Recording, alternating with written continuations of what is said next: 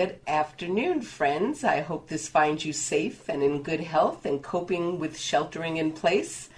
I think the planet Earth is happy, and that makes me happy. This is Aspen Green, and I'm here with my co-host, Kathy Harris, and we are here with you from our homes, bringing you Broad Perspectives Radio, a show by women, about women, but for everyone.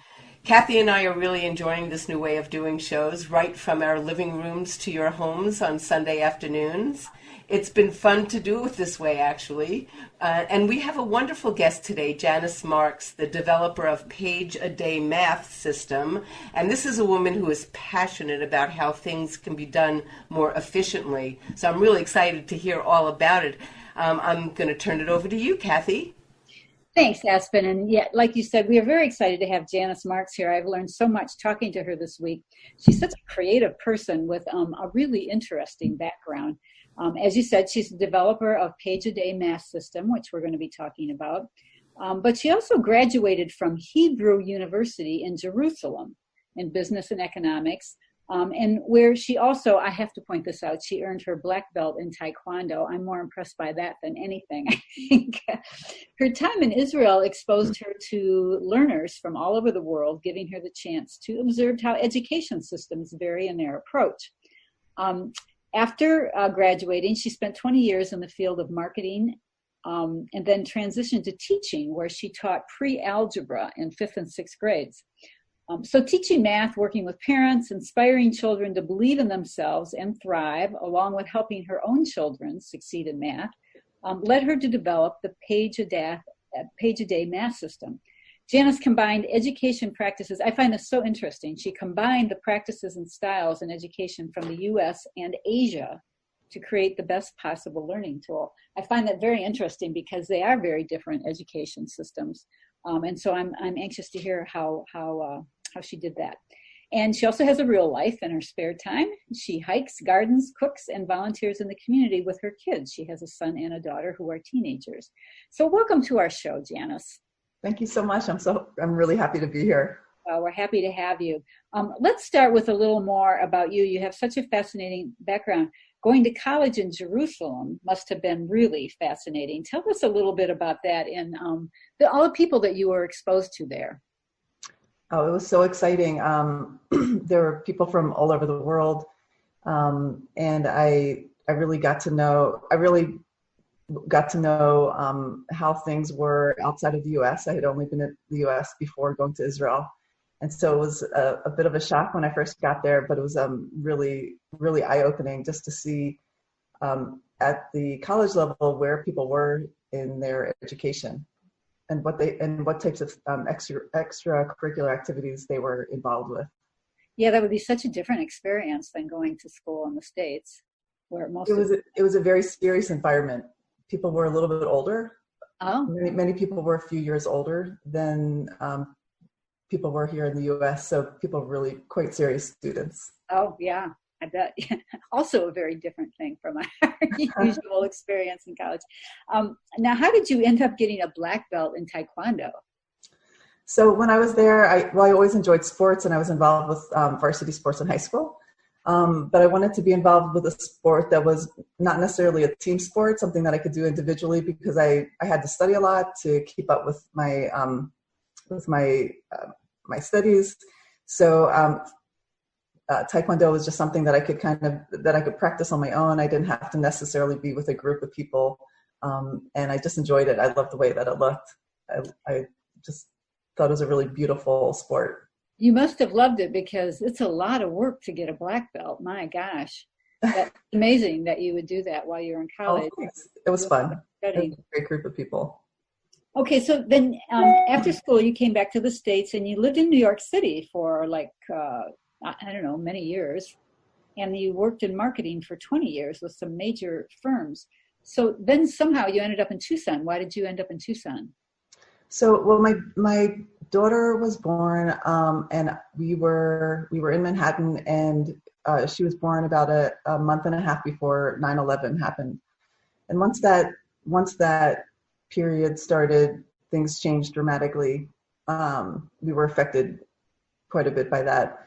and we decided that we wanted to live somewhere outside of Manhattan.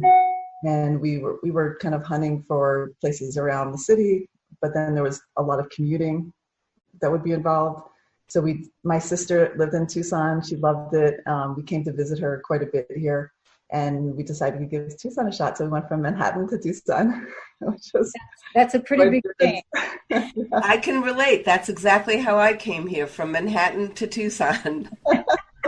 It sounds like a song. I'm a songwriter, I think, from Manhattan to Tucson. Could you please write that song for us? Okay. So is that when you switched also to from marketing to teaching? How did that happen? No, not right away. So I was home with my kids, and then at the same time working on a lot of marketing projects in the medical area. But when my daughter was in second grade, that's when I saw that she was struggling. That was actually when it first came to my attention. And that's when I decided, that's when this whole kind of thing started. So I noticed that she was struggling, spoke with her teacher, saw that she was just very behind. She had taken an assessment test. She scored in the very bottom, of her class. And I didn't really understand why. And when I saw the assessment, I saw that she really just didn't have a grasp of the basics. She didn't have a good foundation. And I was really unaware of that. I felt really badly that I was unaware of that when I first found out, because I felt like I was on top of things. I felt like I should have known that, but I didn't. And I noticed that. So as soon as I discovered this, I started working with her just about like 10 or 20 minutes a day, and really in no time she caught up. And the next year I actually tested into the highest math group, which led me thinking about, what was going on, and how many other children in that lower math group were having like were in a very similar situation. Like how many were struggling or underperforming, but really able and capable of delivering at a higher level. Yeah, that's so interesting. And before our show, I was reading some of the research that you cite on your website. That is a good basis for your page-a-day math system. Tell us about, I was really blown away by some of the research that I was reading. Tell us a little bit about research, what research says about learning basic math skills at a young age. Well, Greg Duncan is a researcher in this area, and he did some research with about 35,000 children, and really determined that between the ages of 3 and 5 is when children should and really are very, very capable of learning higher level math, much higher level than they're exposed to. So that's really the age. And if you think about really anything else that children do, or anything else that people are good at, whether they start learning piano or a sport or anything, they practice a little bit each day, and they start young. And that's what my system is all about. It's about starting young, so that when you get to kindergarten, you're feeling already that you're good at that subject. You're already feeling confident in that area. Yeah. So. And he also said that one of the things that fascinated me was that the early math skills are one of the best predictors of both math and literacy skills later on. Yeah, so that was the outcome of the research, that the math is really the best way to understand how a child is going to perform later on in many areas. Yeah, and there's also a lot of research that really this should be starting to be taught at like age 3. Yeah. Before school. It reminded me, we've had people on the program before, and of course, as I'm sure you're very aware of, there's a big push for schools, for Tucson to fund quality preschool for kids, because it's such a great predictor of whether they graduate and go to college, or how successful they are in life, developing those schools at a very early age. Yeah, and I think one of the mistakes that many preschools make is that there's research that says that children get less than a minute a day in a 6-hour preschool. They get less than a minute a day of math. Really? Wow. And I think one of the mistakes that's made is that teachers often think that counting is math, and it's just not. It's remembering words really initially. It's just a lot of words. but it's not really math counting. Math is understanding how numbers work.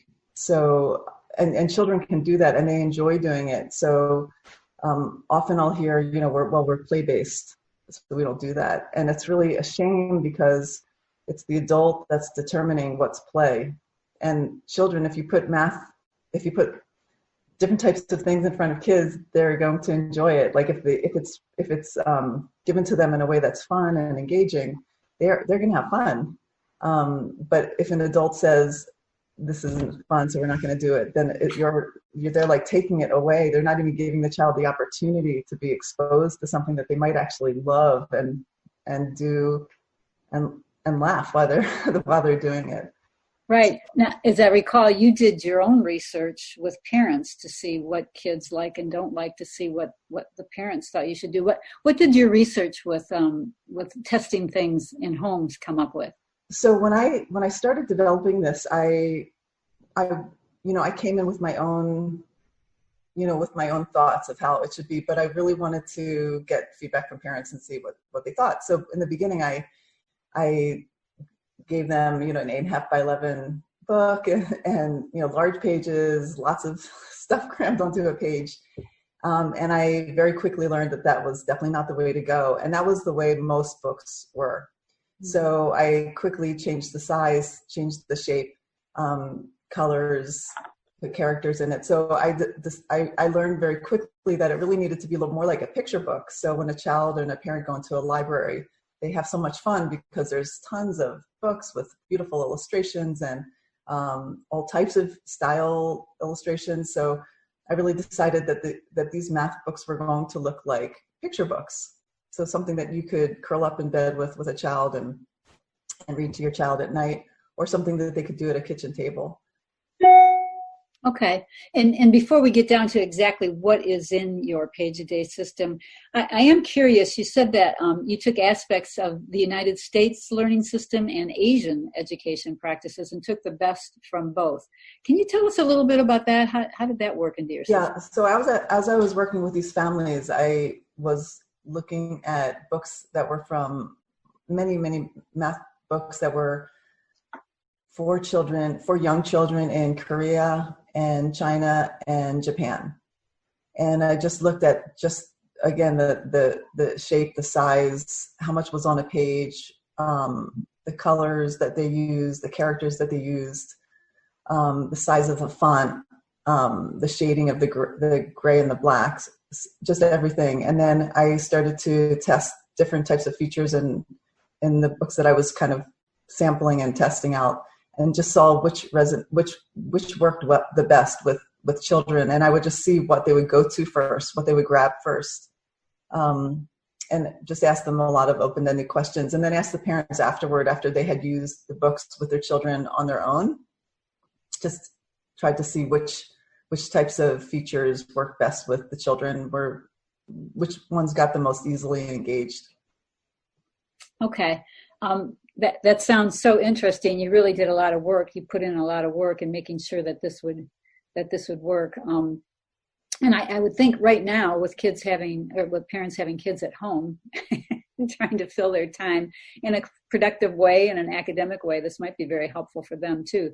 I really want to hear a lot more details about exactly what your system is. But right now, I think we'll do a little music break. Aspen, what do you think? I think that's a great idea. And our guest today has picked the song "You Can't Stop the Girl." And I've been listening to it on and off all day. And so can you tell us why you chose that song? It's very upbeat. Yeah, it's just simply, it's a song that my daughter and I really enjoy and kind of jam out on in the kitchen. That's really it. Okay. All right. Well, the words are great, and they're very powerful, and it's just fun for us to listen to. Fantastic, and I'm so glad that our audience gets to listen as well. And it's from the Disney's Maleficent Mistress of Evil. So let's take a listen to "You Can't Stop the Girl."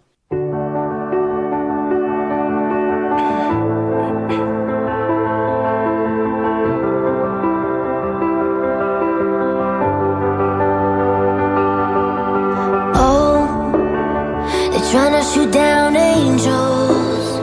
They're trying to pull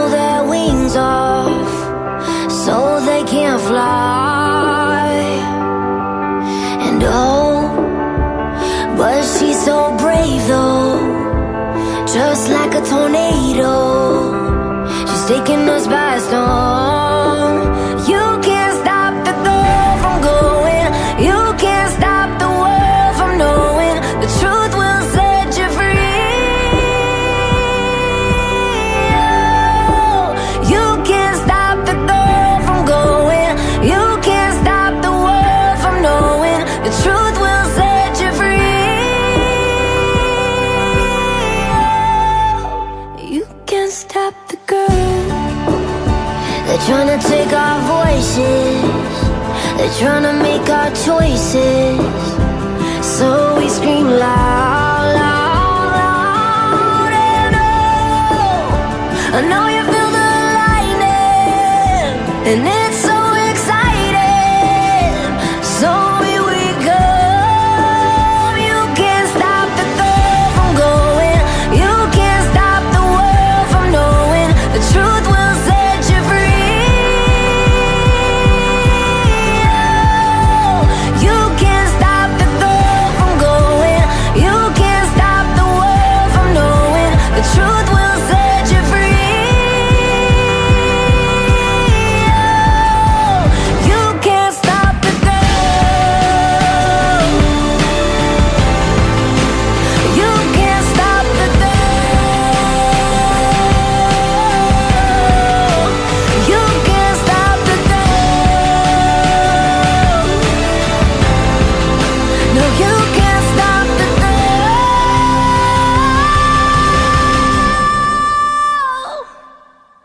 Oh, I know you feel the lightning, and it's so exciting. So here we come.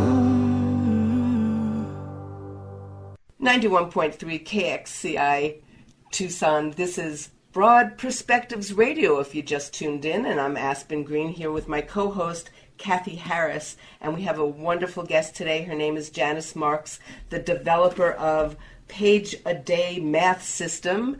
And back to you, Kathy. Thank you, Aspen. And I just really want to encourage all you parents out there who have kids at home, who are trying to learn math at home. Give a listen to this because it could possibly be very helpful to you.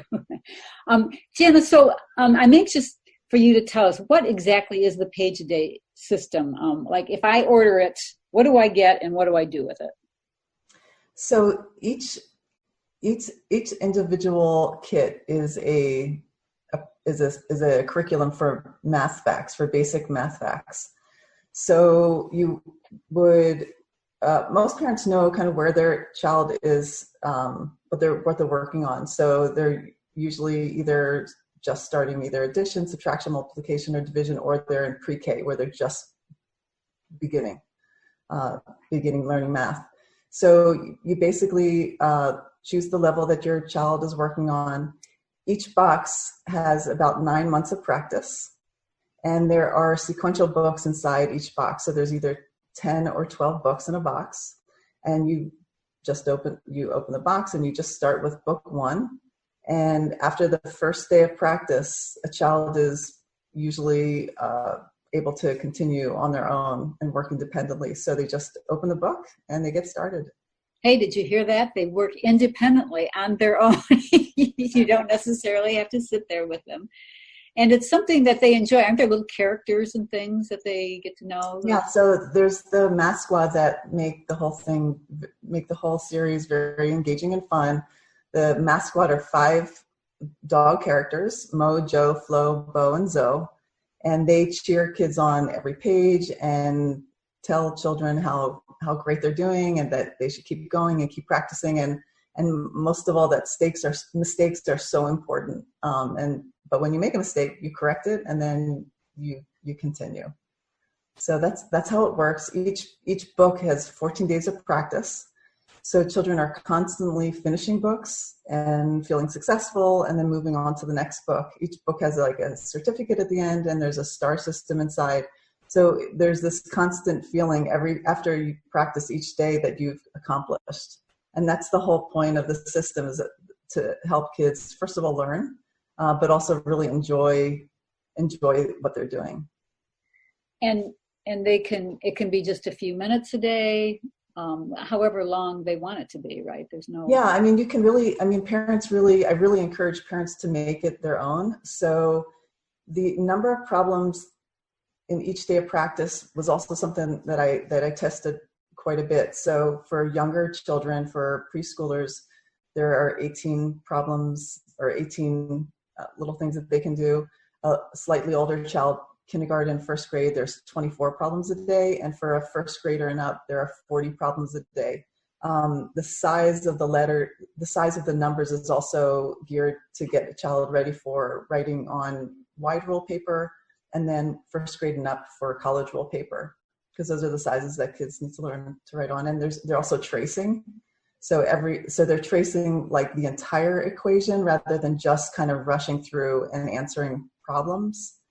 But the parent can really make it their own. So if a child is just getting started, they can do half of a lesson a day and then build up to a full lesson a day. But as they build up to a full lesson a day, their fine motor skills are improving. Their patience and just the ability to be able to sit and start something from the beginning to the end is improving. So it's working on a lot of things in addition to math. Okay. And I noticed there are other online kinds of, or at-home programs for math or whatever. How does your system differ from those others? So there are a lot of math programs out there. When I first started developing this, I initially thought that this would be something that would be technology-based. I had worked in software companies and I was very comfortable with technology and writing a software specification. And it was very interesting to me that the feedback that I got from every single parent that I spoke with, and I spoke with many, I gave this to many families to work with, hundreds in fact.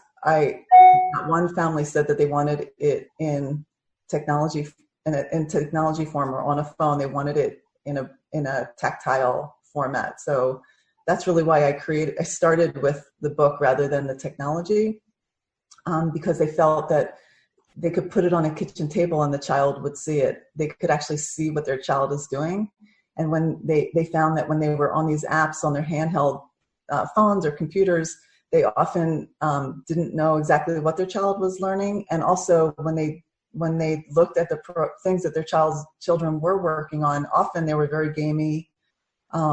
So 20 minutes of practice wasn't really 20 minutes of practice. Sometimes it was 5 minutes of practice and then a lot of gaming and things like that. So they felt like it was solid practice that they could actually see afterward. They could see the mistakes. The children could correct their mistakes. Okay, yeah, so the fact that it's very tactile and not an online program where you're printing off pages and that sort of thing, that in itself is a big difference. We're getting down to just a couple minutes left, but I did want to address, you incorporate handwriting into the math programs, and when I read that, it seemed kind of odd. How do math and handwriting go together? So it's so important. So what I experienced was that so many children would make mistakes, not necessarily because they didn't understand the material, but because they actually couldn't read their own handwriting. And then they would not recognize, 4 or 9 or 7, and were making mistakes because of placement. So the handwriting was incredibly important. There's also research that states that too, but the handwriting is so important for the child, for their confidence, and also for them not to get tired of writing, because a lot of kids have struggled with math because they just get actually tired of writing, and there's so much less writing these days. Yeah. So that practice, that handwriting practice, having a child kind of slow down is really, really important. Okay. And again, we're down to about a minute, but is this a replacement for their program at school, or is it an enhancement of it? How do you consider it? It's really in addition to. It's not a full math curriculum. It's a curriculum for math facts, and that's the area that kids struggle with the most. Yeah. And I found that once you remedied that area, everything else became much more enjoyable and easier for them. Yeah, and I think it's important to reiterate that math, according to all the research, math is the most important skill to predict success in later life. If you have those basic math skills, it helps you in all areas. Read the research. It's really quite fascinating. Okay, so how do people find out more about your system, or if they want to order the materials, what do they do? They can go to my website. The website is the company name pageadaymath.com. And there we have all of the products, all of the math products and handwriting products. It's also sold, the products are also sold on Amazon and also sold on Zulily. Okay, great. Well, Janice, unfortunately, we're out of time, but thank you so much. This is a fascinating program, great research, and, just thank you for developing it. I hope that it's very successful. It's been about a year that it's been out there, right? And it's Right. quite successful so far. So parents, you need to check this out for your kids, starting age 3. Yeah, I wish I could time travel to the past, because math was a difficult subject for a couple of my kids, and in high school and college especially, algebra was one of my daughters had to take it over 3 times, and I wish we had known to teach them when they were 3 years old. What a great program. Thanks, Janice. And thanks for all of you joining us today on Broad Perspectives Radio, a show by women, about women, but as you can see, for everyone. Right? So much. Have a great week. Keep doing what you're doing that keeps you sane, and we'll be back with you next week at this same time. And keep tuned in to KXCI, because next up is Amanda Sugar with 30 Minutes. Bye for now.